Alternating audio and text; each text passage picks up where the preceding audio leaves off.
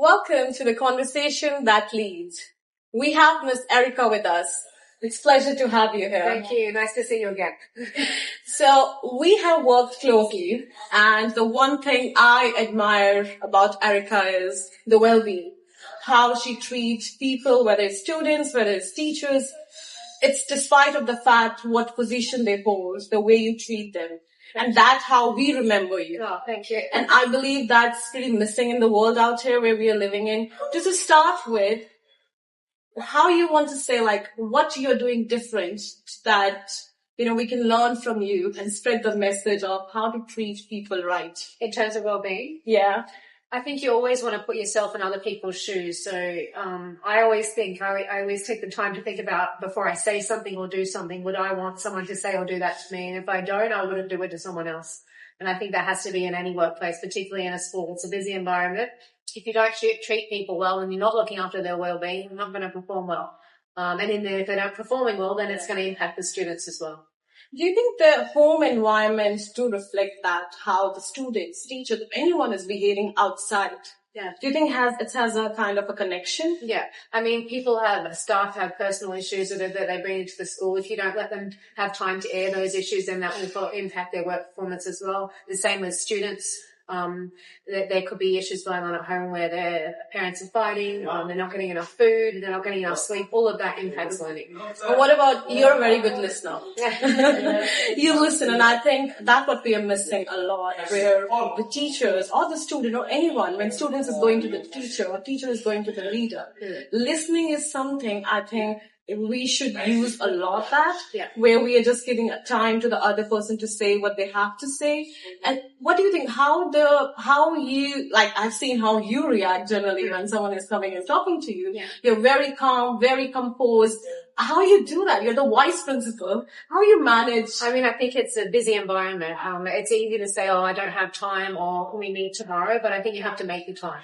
Even if it's a couple of minutes to sit down. Sometimes people don't want anything back from me. They just need to hear their grievances or their complaints or what they're feeling inside. And I think if you give that person time, it's going to make their day better in the long run. It's going to make the whole school a better place as well. And how you release your stress as a leader? We see you outside happy, healthy. So what you do different outside the school? From my own well-being? From your own well-being. What you do different? I eat well. I'm vegetarian, so I try not to have too many carbs or too many sweet things. So I always give myself a treat day. So Fridays we get takeaway with water in, something that can be something unhealthy. The rest of the week, I try to eat healthy. Yeah. I try not to buy or get anything delivered to school. I take my food with me. I do occasionally get a smoothie from school, but that's a healthy smoothie. So I bring food with me, and I try not to snack too much. So I have however many meals I have a day, and I try not to have any snacks in between. I drink lots of water, especially in summer here. I get lots of headaches as well, so I try to keep really hydrated as well. I think I could probably work on the sleep a little bit more, but the sleep that I do have, I feel like it's quality sleep. So it might not be enough sleep, but it's quality sleep. I make sure I'm relaxed before I go to sleep. When I wake up in the morning, I do wake up very early. Normally wake up about 4 a.m. Oh, wow. The first thing I do when I get out of bed in the morning is I do yoga and meditation. So I always make that time for myself in the morning. I think that's really important because you're going to have a busy day ahead. So, and if you don't ground yourself and start the day well for yourself, you can't be of any impact to anyone in the school. So I get up and I do a yoga. It's normally 20 minutes or 30 minutes of yoga, depending on how I feel. If I have a sore body, I'll do stretching. If I need a bit of a pick-me-up, I'll do more cardio yoga. I do that. Then I go and walk my dogs in the morning as well. Oh, wow. So I try to do a couple of kilometers a day in the morning. I try to finish my kilometers in the afternoon or the evening. So I do try to do 10 kilometers a day. Wow. Yeah. And I just want to express more on yoga and meditation. Yes. So when you talk about yoga and meditation, how it helps you? I think you get up and you have a clear mind. I think it's good to have your circulation going in the morning. I think if you just get up, have a shower and get ready for work, you don't have that time to ground yourself. And although my little dog that I have now normally annoys me while I'm doing yoga, it's that probably the only time you get in the day that's just for yourself. You're not focusing on solving someone else's issue or running around solving something that's happened in the classroom or dealing with a parent. It's the time where it's quiet in the morning and you've got time for yourself. I think it's an important time to ground yourself. Clear your mind, set good intentions for the day, and start the day on a positive note. Wow. Yeah, that's a lot. And you're a mom, right? Yeah. So four. four kids. So if the parents are listening this, what message would you like to give that how they can spend time? Because these days and parents are so busy in their job. And I believe that connection at home is missing between parents and the child. Yeah. And that you can see at school when they ask for attention. Yes. The child needs attention. Yeah, attention. What do you think what you can do to build that connection? I mean, if you're a working parent, the day is long, and the day is long for students at school as well. But you've got to make the time in the morning to have that connection with them, have a chat with them in the evening as well. My youngest that I'm here with now, we always do something. We try to do something in the afternoon or the evening, where it's go for a walk, go to the park, go for a bike ride. We do like to do lots of stuff outside, and that kind of wakes you up a bit as well. You feel it's a bit more refreshed for the day, and then you can go and have a good quality sleep as well. I find if I don't do exercise in the evening, I don't have quality sleep.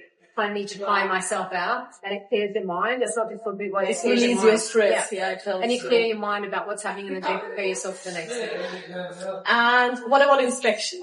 Yeah. How's the stress? Is it different than a normal working day around inspection? I mean, it is. I'm not someone that kind of gets stressed out or freaks out during inspections. I think if you're well prepared, and I mean, the inspection is an important time for the school, and for the teachers and for the leadership team. But I think the most of the pressure's on the teachers. And I think if they see you rushing around and freaking out, they're going to start freaking out. So I try to keep a calm environment. If you're well prepared, you've got everything ready. Teachers know what they're planning, their lesson plans. The kids know there's going to be visitors coming into the school. And I think it's not a show. If you've been working hard on teaching or learning, it'll show during inspection. It's about preparation, being prepared, and just showcasing what you're good at on the day. True. Yeah. What are the key points, or I should say the new leaders are listening to this, the teachers who are listening to this, what are the tips they have to remember when they're preparing for inspections? Be organized. I think if you're not organized, then you're going to get stressed when you get there in the morning. And when the inspector comes into the classroom, you don't have your resources ready, you don't have your planning ready, your lesson isn't going to go well. So definitely being organized. It's actually what you do every day. Like, no one's expecting you for fireworks to go off. Yes, you want to have a good lesson, a very good lesson, or an outstanding lesson. But if you're prepared and you do what you do every day in your classroom, that's what the inspectors want to see. They don't want to see you doing something that you don't normally do. And the kids will definitely tell you if it's something that you've never done before. The kids will tell the inspectors that. So you need to be doing something that the kids are used to doing every day. It's familiar to them. Yeah. I heard this quote a lot where it says, student well-being is equal to teachers' well-being. Yeah. And I believe that if your teachers are happy, eventually your students are happy in your classroom. Yeah. And that's one key point I always say, when you're stressing the teacher, that stress is going to the student. Yeah. So what do you think, what the leaders can do different to reduce that stress level when it comes I guess everyone would say the major stressor in a school is time. I mean, I guess that's the stressor in life is that you don't have enough time. But I think you can only do so much in a day. Everyone's list are long, and as a leader, your list never ends. No, you tick 5 things off, you've got another 10 things on your list. You're not going to get it all done. And I've learned that the hard way. You burn yourself out otherwise. But if I get 2 things ticked off on my list in a day and I've done them well, I can go home and have a clean mind. I might do a bit of work in the evening, but you can only tick a few things off. I think quality over quantity. And I think that as a leader and you're giving allocated jobs or delegating tasks to people underneath you, that you have to think about that as well. Like, are those manageable tasks? You're giving them the time frame that you're giving them.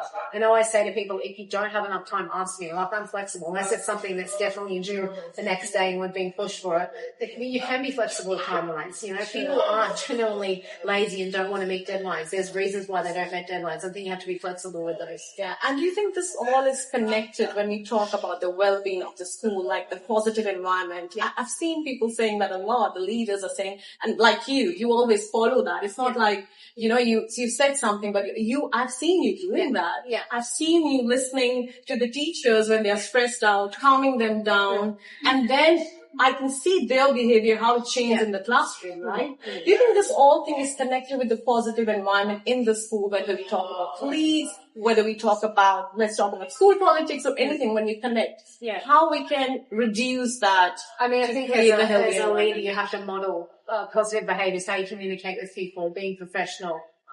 If you're not modeling that, or you're being stressed and racing around going, you're not going to get that done, or you've got to get this and this done, people can feel that energy, and that's going to filter to teachers, and then that's going to filter to students. I think you can feel when you walk into school and it's relaxed and everyone knows what they're doing and everything's organised, you can feel that.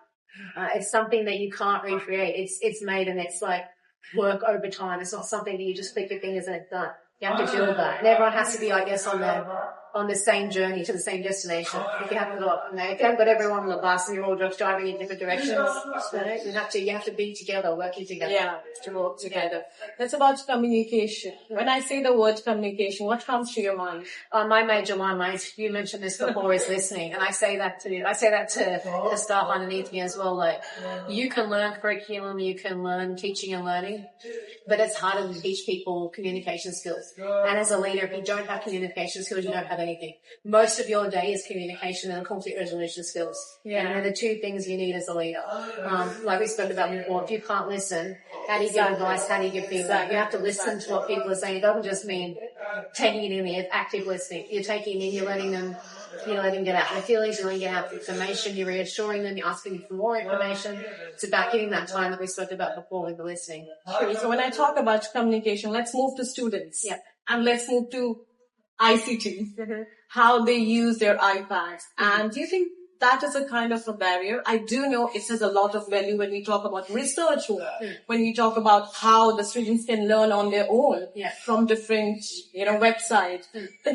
Is it safe to say that can we leave the iPads with the kids without having a look what they're looking? Is it safe to give the iPads to the kids? I mean, I think we have to use technology in the classroom now. That's good. That's preparing them for the future. Exactly. And I think if you're not doing that now, we're not setting the kids up for success in the future.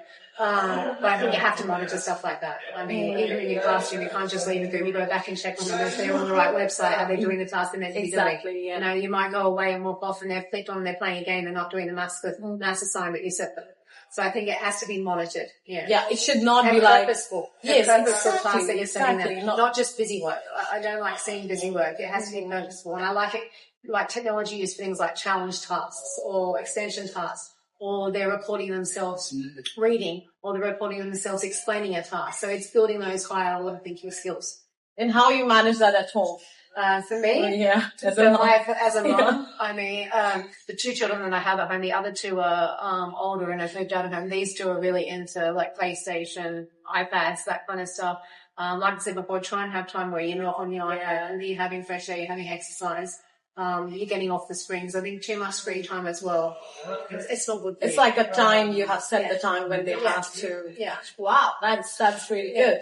Okay, so the listeners who are listening to this, what's the message would you like to give it to the new inspiring leaders and the teachers who are really scared from where they start their journey? What the message would you like to give it to them? I think it's just be genuine, be yourself. And I think as a leader, you're not expected to know everything. Yes, you want to be confident, you want to know what you're doing, but you learn every day. And I think if you go in as a new leader thinking you know everything, it's not a good start. Being a good listener, being a good communicator, very important as well. Being organised, and I think having follow through. If you say you're going to do something, you're going to meet someone, you're going to get back to someone about something, making sure you do that. That's how you build respect and a positive culture within a school. Thank you so much. It's really a pleasure to have you.